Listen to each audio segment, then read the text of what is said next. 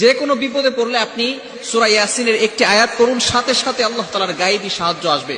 আপনি অবাক হয়ে যাবেন, আল্লাহ পাক রব্বুল আলামিন আপনাকে গায়েবী ভাবে সাহায্য করবেন। যখনই বিপদে পড়বেন সূরা ইয়াসিনের একটি আয়াত পাঠ করবেন। এটা আল্লাহ রাসূল সাল্লাল্লাহু আলাইহি ওয়াসাল্লাম যখন কঠিন বিপদে পড়েছিলেন তখন তিনি এই আমলটি করেছিলেন।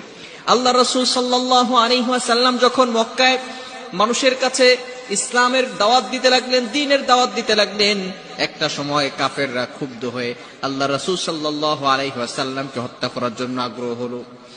যখন কাফেরদের কুরাইশদের সবচেয়ে বড় বড় যে নেতারা ছিল তরবারি নিয়ে আল্লাহ রাসূল সাল্লাল্লাহু আলাইহি ওয়াসাল্লামের উপর অ্যাটাক করার জন্য আসলেন, এমন সময় আল্লাহ রাসূল সাল্লাল্লাহু আলাইহি সাল্লামের কাছে জিবরাইল আলাইহিস সালাম এসে বললেন, ইয়া রাসূলুল্লাহ, ইয়া হাবিবাল্লাহ, মক্কার কুরাইশ আপনার উপর অ্যাটাক করতে আসতেছে, আপনি এখনই হিজরত করে মদিনায় চলে যান, হিজরত করার সময় হয়ে গেছে।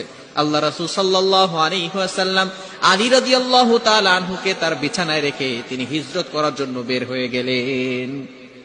যখন তিনি বের হলেন, বের হওয়ার পরেই দেখলেন যে কাফেররা তার সামনে এসে হাজির হয়ে গেছে।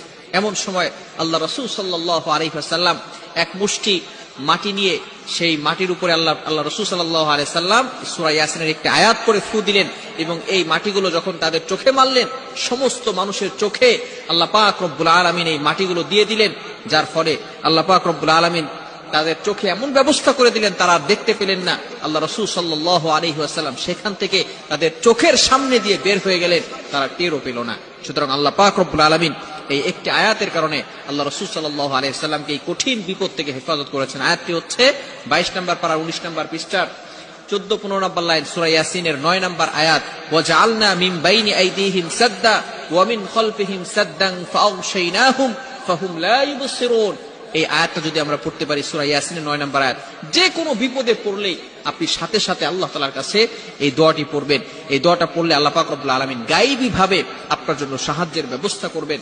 আপনি অবাক হয়ে যাবেন কিভাবে আল্লাহ পাক রব্বুল আলামিন বান্দাকে গায়েবী ভাবে সাহায্য করতে পারে। এজন্য বিপদে পড়লেই আমরা আল্লাহর কাছে চাইবো। আল্লাহ রাসূল সাল্লাল্লাহু আলাইহি ওয়াসাল্লাম বিপদে পড়লেই আল্লাহর কাছে চাইতেন, সাহাবায়ে কেরামরাও বিপদে পড়লে আল্লাহর কাছে চাইতেন। আর আল্লাহ তাআলা বলে দিয়েছেন 2 নম্বর পারা 2 নম্বর পৃষ্ঠা, ফাযকুরুনি আযকুরকুম, যে যদি কোনো বান্দা আমি আল্লাহকে স্মরণ করে আমি আল্লাহ তাকে অবশ্যই স্মরণ করব। এজন্য বিপদে পড়লে আমরা সব সময় চিন্তা করব যাতে করে আমরা আল্লাহ তাআলার ইবাদত করতে পারি এবং আল্লাহ তাআলার কাছেই চাইতে পারি।